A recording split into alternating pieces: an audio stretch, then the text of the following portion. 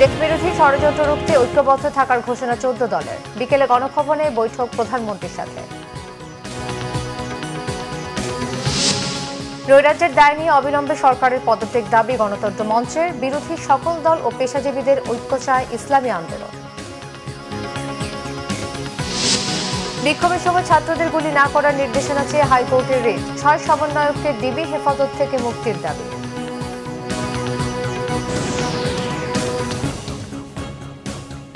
দেখছিলেন সংবাদ শিরোনাম, এবার বিস্তারিত।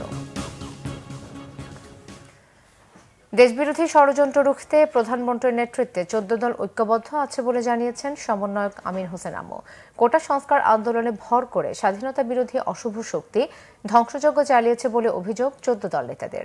এই নৈরাজ্যকারীদের দৃষ্টান্তমূলক শাস্তি চান তারা। এদিকে বিকেলে গণভবনে প্রধানমন্ত্রীর সাথে বৈঠকের কথা রয়েছে 14 দল নেতাদের।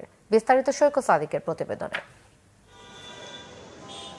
সোমবার সকালে রাজধানীর মহাখালী কোটা সংস্কার আন্দোলনের সহিংসতায় পড়ে যাওয়া সেতু ভবন পরিদর্শনে যান 14 দলের নেতারা। পরিদর্শন শেষে দলের সমন্বয়ক আমির হোসেন আমু এই ন্যাক্কারজনক হামলার নিন্দা জানান।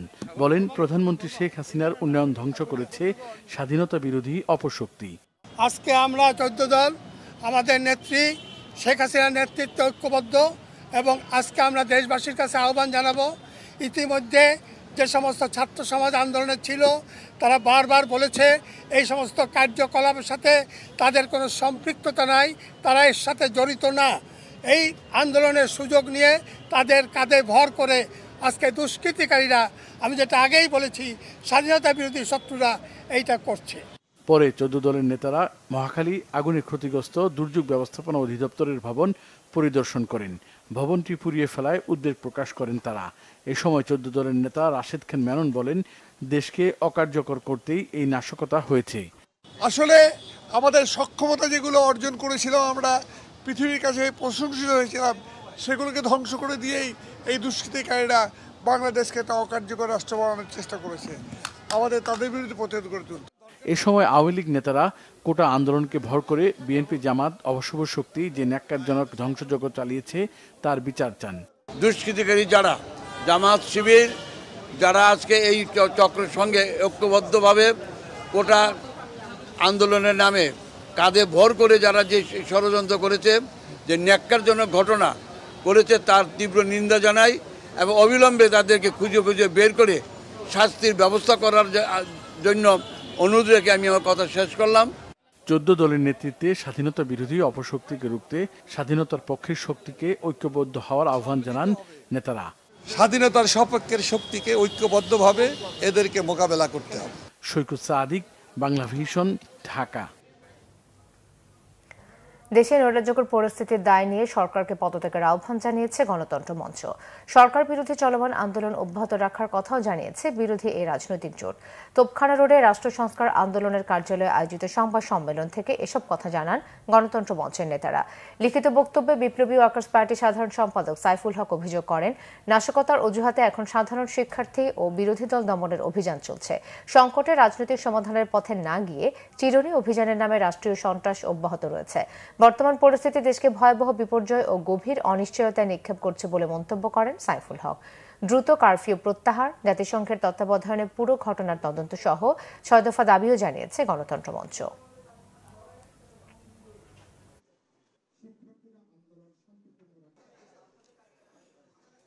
দেশব্যাপী তারা যে একটা রাষ্ট্রীয় সন্ত্রাস তারা অব্যাহত রেখেছে, গোটা দেশকে কার্যত তারা একটা নৈরাজ্যের দিকে তারা যেভাবে তারা ঠেলে দিয়েছে, পুরো ঘটনার দায় দায়িত্ব নিয়ে আমরা সরকারকে অবিলম্বে পদত্যাগের আমরা আহ্বান জানাই। এই নৃশংস হত্যাকাণ্ডের বিচার এবং সরকারের পদত্যাগ সহ আশু দাবিগুলো বাস্তবায়নের জন্য আমরা 31শে জুলাই বেলা 11টায় পুরানা পল্টন মোড়ে গণতন্ত্র মঞ্চ প্রতিবাদ সমাবেশের আমরা কর্মসূচি ঘোষণা করছি। সরকার পতনের দাবিতে সকল রাজনৈতিক দল ও পেশাজীবী সংগঠন সহ দলমত নির্বিশেষে ঐক্যের আহ্বান জানিয়েছে ইসলামী আন্দোলন বাংলাদেশ।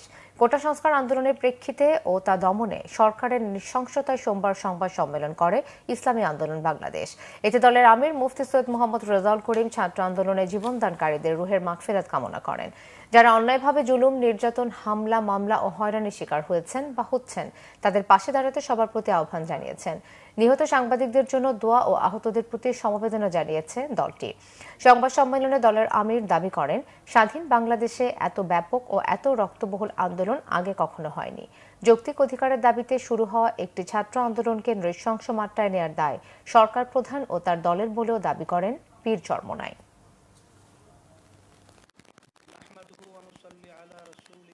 রাজনৈতিক সংগঠনগুলোর মধ্যে এই সরকারের পতনের এক দফা দাবি নিয়ে ঐকমত্য রয়েছে। আমরাও সরকার পতনের এক দফা দাবিতে একমত ছিলাম এবং আছি। বিএনপি সহ সর্বত্রই যে দাবি তুলেছেন আমরাও এর সাথে একমত আছি এবং আমরা রাজনৈতিক দল সহ সবাই আমরা আলোচনা, পর্যালোচনা এবং তাদের সাথে যোগাযোগ সহ বিভিন্ন পর্যায়ে আমরা করে যাচ্ছি। একটা পর্যায়ে দেশ রক্ষার জন্য এবং অন্যায় প্রতিবাদে আমরা একাত্রিত হয়ে জুলুমের বিরুদ্ধে যখন সময় আসবে তখন আমরা ঝাঁপিয়ে পড়ব ইনশাআল্লাহ। রাজধানীতে চলছে শিথিল কারফিউ। সরকারের ঘোষণায় রাজধানী সহ আশেপাশের 4টি জেলায় রবি থেকে মঙ্গলবার 3 দিন সকাল 7টা থেকে সন্ধ্যে 6টা পর্যন্ত কারফিউ শিথিল রয়েছে। কারফিউ শিথিল থাকায় জনজীবন ছিল অনেকটাই স্বাভাবিক। 11 ঘন্টার জন্য কারফিউ শিথিলে লোকজন ঘর থেকে বের হয়েছেন নানান কাজে। সরকারি বেসরকারি অফিস সময় সকাল 9টা থেকে বেলা 3টা হওয়ায় রাজধানীতে সাধারণ মানুষের চলাচল কয়েকদিনের তুলনায় বেড়েছে। রাস্তায় গণপরিবহন চলাচলের সংখ্যা বাড়লেও সেটি যথেষ্ট নয়। সেনাবাহিনী, বিজিবি ও আইনশৃঙ্খলা বাহিনী সতর্ক অবস্থানে রয়েছে পুরো রাজধানী জুড়ে। বেশিরভাগ গুরুত্বপূর্ণ স্থাপনার নিরাপত্তা নিশ্চিতেও কাজ করছে সেনাবাহিনী। কারফিউ শিথিলে রাজধানীতে বেড়েছে কর্মব্যস্ততা, রয়েছে আইনশৃঙ্খলা বাহিনীর সতর্ক অবস্থানও। দর্শক, এই মুহূর্তে রাজধানীর বাড্ডা এলাকায় আছেন আমাদের সিনিয়র রিপোর্টার মুহিবুল্লাহ মুহিব। সরাসরি কথা বলবো তার সাথে। মুহিব, বাড্ডা এলাকার পরিস্থিতি কেমন দেখছেন? মিথিলা, আমি এই মুহূর্তে রয়েছি রাজধানীর বাড্ডা এলাকায়। আপনি নিশ্চয়ই জানেন গত কয়েকদিনের সহিংসতার পর রাজধানীতে অনেকটাই জনজীবন স্বাভাবিক হয়ে এসেছে। এই মুহূর্তে বাড্ডা এলাকার ব্র্যাক ইউনিভার্সিটি রয়েছে, সেই ব্র্যাক ইউনিভার্সিটির সামনে বিপুল পরিমাণ পুলিশ মোতায়েন রয়েছে। একই সঙ্গে সামনের যে সড়কটি রয়েছে সেই সামনের সড়কে যান চলাচল অনেকটাই স্বাভাবিক রয়েছে। আমরা দেখতে পাচ্ছি যে গণপরিবহন যেমন একই সঙ্গে অটোরিকশা, মোটরসাইকেল সহ সব ধরনের যান চলাচল রয়েছে। তবে বৈষম্য বিরোধী ছাত্র আন্দোলনের আজকের কর্মসূচি থাকার যেই কথা ছিল, সেই কর্মসূচির কোনো ধরনের তৎপরতা আমাদের চোখে পড়েনি। কোনো ধরনের পিকেটিং, কোনো ধরনের মিছিল অথবা কোনো ধরনের গণজামায়াত সেটি কিন্তু নেই।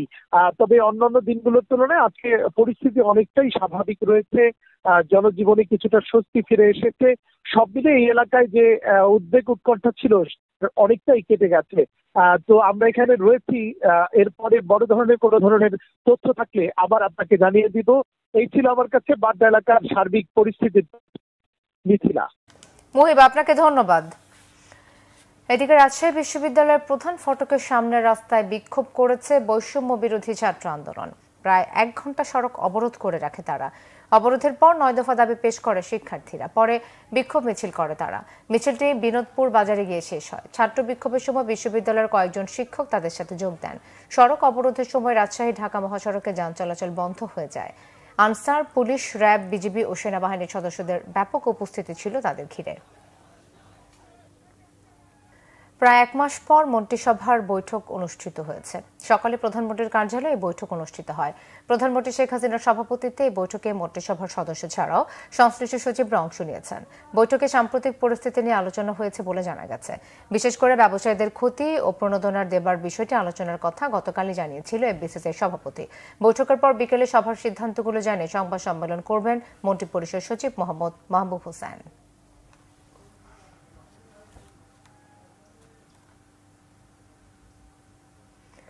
বিক্ষোভের সময় ছাত্রদের উপর গুলি না করার নির্দেশনা চেয়ে হাইকোর্টে আবেদন করা হয়েছে। একই সঙ্গে রিটে কোটা আন্দোলনের 6 জন সমন্বয়কের ডিবি হেফাজত থেকে মুক্তির নির্দেশনাও চাওয়া হয়েছে।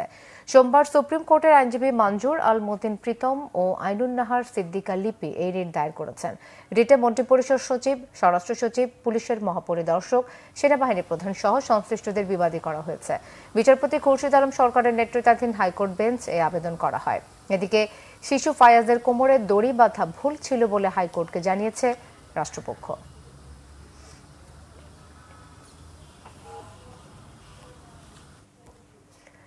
সরকার শিক্ষার্থীদের উপর গুলি চালিয়ে ভুল পথে হাঁটছে, এমন অভিযোগ বিশ্ববিদ্যালয় শিক্ষক নেটওয়ার্কের। রাতের রেড ব্লকেডের নামে শিক্ষার্থীদের তুলে নেওয়া বন্ধ করে অবিলম্বে তাদের যৌক্তিক দাবি মেনে নেওয়ার আহ্বান জানান তারা। ঢাকা বিশ্ববিদ্যালয়ের অপরাজেয় বাংলায় নিপীড়ন বিরোধী শিক্ষক সমাবেশে এসব দাবি জানান শিক্ষকরা। শুভ মাহফুজের রিপোর্ট।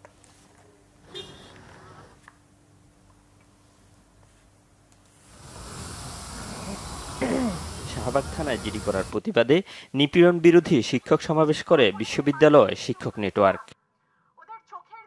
সমাবেশের শুরুতে কোটা সংস্কার আন্দোলনে নিহত শিক্ষার্থী ও সাধারণ মানুষের সম্মানে 1 মিনিট নীরবতা পালন করা হয়। পরে দেশজুড়ে শিক্ষার্থীদের উপর গুলি করে হত্যা ও নির্যাতন বন্ধের দাবি জানান বিভিন্ন বিশ্ববিদ্যালয়ের শিক্ষকরা। আর আমাদের যে সন্তানরা, যে ছাত্ররা যে অধিকারের জন্য যে বৈষম্যহীনতার বিরুদ্ধে দাঁড়িয়েছে, লড়াই করছে, তারা হচ্ছে মুক্তিযোদ্ধাদেরই উত্তরসূরি। এই লড়াইয়ের ফলাফল কি হবে সেটা ইতিহাসই আমাদেরকে নির্দেশ করছে। হাজার হাজার মামলা হচ্ছে, মামলাটা হলো পুলিশের মামলাবাজি, এবং সেই মামলাবাজি হলো পুলিশের ব্যবসা। আপনারা এই ব্যবসা বন্ধ করুন। ছাত্রছাত্রীদেরকে বিরুদ্ধে অযথা মিথ্যা মামলা ঘর থেকে বাচ্চাদেরকে ধরে নিয়ে আসতেছেন। যদি গুলি না চলতো, বিশ্ববিদ্যালয়গুলো বন্ধ না হতো, শিক্ষার্থীরা তাদের ক্লাসে থাকতো, শিক্ষকরা ক্লাসে পড়াতো। যদি শিক্ষার্থীদের প্রতি অন্যায় না হতো, অবিচার না হতো, নিপীড়ন না হতো, শিক্ষার্থীরা রাস্তায় আসতো না, শিক্ষকও শিক্ষার্থীর গায়ে গুলি লাগার প্রতিবাদে রাস্তায় আসতো না। এ সময় দেশে চলমান পরিস্থিতি নিয়ে প্রশাসন ও কিছু গণমাধ্যমের ভূমিকা নিয়েও প্রশ্ন তোলা হয়। আমরা খুবই হতাশ এবং অবাক হলাম যে বাংলাদেশের টিভি চ্যানেলগুলো থেকে আমরা অসম্পূর্ণ এবং খণ্ডিত সব খবর পাচ্ছি। একটা আইনি ব্যবস্থার মধ্যে একটি রাষ্ট্রে একটা মানুষকে জোর করে তুলে নিয়ে যাবে একটি সংস্থা, এটা কোন দেশে আছি? আমি হয়তো এখান থেকে বের হয়ে বাসা পর্যন্ত যেতে পারবো না, তখন হয়তো আমাকেও তুলে ফেলবে, হয়তো বা কেউ জানতেই পারবে না। আজকে যদি কিছু বলে যাই, এক পলক ঘুমাতে পারি, যেই বাবা মার বুকটা খালি হয়ে গেছে, তাদের ঘরে কি চলে, কোথায় আছে তারা, কিভাবে আছে? আমার ছাত্রছাত্রী, আমাদের মেয়ে ছাত্রছাত্রীদের উপর যে লাঞ্ছনা হয়েছে, তার বিচার বিধাতা করবেন, তার বিচারের জন্য আমরা নেমেছি। থেকে শুরু করে এখন মধ্যরাতের ধরপাকড়, মধ্যরাতের কারফিউ, বাচ্চাদেরকে তুলে নিয়ে যাওয়া, ভাতের হোটেল খোলা, ইত্যাদি ইত্যাদি, এগুলোর মধ্য দিয়ে অস্থিরতা আমরা টের পাচ্ছি। সাংবাদিকরা আপনারাও চাকরি করেন, এটা চাকরি না। সাংবাদিকতা কোনো চাকরি না, শিক্ষকতা কোনো চাকরি না, দায়িত্ব ইনভলভ আছে এখানে। এই দুইটা অর্গান একটা রাষ্ট্রের যখন নষ্ট হয়ে যায়, সেই রাষ্ট্র ভালো থাকতে পারে না। সমাবেশে ঢাকা বিশ্ববিদ্যালয়ের অধ্যাপক সাইদ ফেরদৌস বলেন, স্বাধীনতার পর থেকে এমন ভয়াবহতা কেউ দেখেনি। ছোট্ট 4 বছর, 6 বছর, 7 বছর, 12-13 বছরের বাচ্চারা হঠাৎ করে কোথা থেকে উড়ে আসা বুলেটে মারা যাচ্ছে। 17 বছরের বাচ্চাদেরকে রিমান্ডে নিয়ে যাওয়া হচ্ছে। একটা রাষ্ট্র কতটা দেউলিয়া হলে এইরকম ঘটনা একটার পর একটা ঘটতে পারে? সরকারকে শিক্ষার্থী নির্যাতনের পর থেকে সরে আসার আহ্বান জানান শিক্ষকরা। শুভ মাহফুজ, বাংলা ভিশন, ঢাকা। দীর্ঘ সময় কারফিউ শিথিল থাকায় রাজধানীর বাইরেও বেশ স্বাভাবিক হয়ে এসেছে জনজীবন। ভোর 6টা থেকে রাত 10টা পর্যন্ত কারফিউ শিথিল রয়েছে খুলনায়। এতে ভিড় বেড়েছে খুলনায়, চলাচল করছে দূরপাল্লার যানবাহনও। নাশকতার নতুন 3টি মামলায় একদিনে গ্রেফতার করা হয়েছে 3 জনকে। এদিকে ময়মনসিংহে চলমান কারফিউ সকাল 6টা থেকে সন্ধ্যে 7টা পর্যন্ত শিথিল থাকায় গতি ফিরেছে জনজীবনে। নগরের বিভিন্ন পয়েন্টে আইনশৃঙ্খলা রক্ষাকারী বাহিনীর টহল জোরদার রয়েছে। নাশকতার 15টি মামলায় আরও 5 জনকে গ্রেফতার করেছে পুলিশ। রংপুরেও সকাল 6টা থেকে রাত 10টা পর্যন্ত কারফিউ শিথিল করেছে বিভাগীয় প্রশাসন। এতে অনেকটাই স্বাভাবিক জনজীবন। নগরের গুরুত্বপূর্ণ মোড় ও প্রবেশদ্বারগুলোতে গণপরিবহন সহ মোটরসাইকেল যাত্রীদের তল্লাশি করছে পুলিশ। নাশকতার 22 মামলায় একদিনে গ্রেফতার করা হয়েছে 22 জনকে। সংবাদ শেষ করব শিরোনামগুলো আরো একবার জানিয়ে। দেশবিরোধী ষড়যন্ত্র রুখতে ঐক্যবদ্ধ থাকার ঘোষণা 14 দলের। বিকেলে গণভবনে বৈঠক প্রধানমন্ত্রীর সাথে। নৈরাজ্যের দায় নিয়ে অবিলম্বে সরকারের পদত্যাগ দাবি গণতন্ত্র মঞ্চের। বিরোধী সকল দল ও পেশাজীবীদের ঐক্য চায় ইসলামী আন্দোলন। বিক্ষোভের সময় ছাত্রদের গুলি না করার নির্দেশনা চেয়ে হাইকোর্টে রিট। হয়, সমন্বয়ককে ডিবি হেফাজত থেকে মুক্তির দাবি।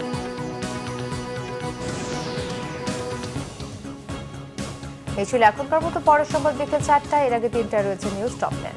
এছাড়া বাংলা ভিশন সংবাদ ও সংবাদ সংশ্লিষ্ট অনুষ্ঠান দেখতে ভিজিট করুন www.bbnews24.com ও facebook.com/banglavisionnews এবং সাবস্ক্রাইব করুন youtube.com/banglavisionnews।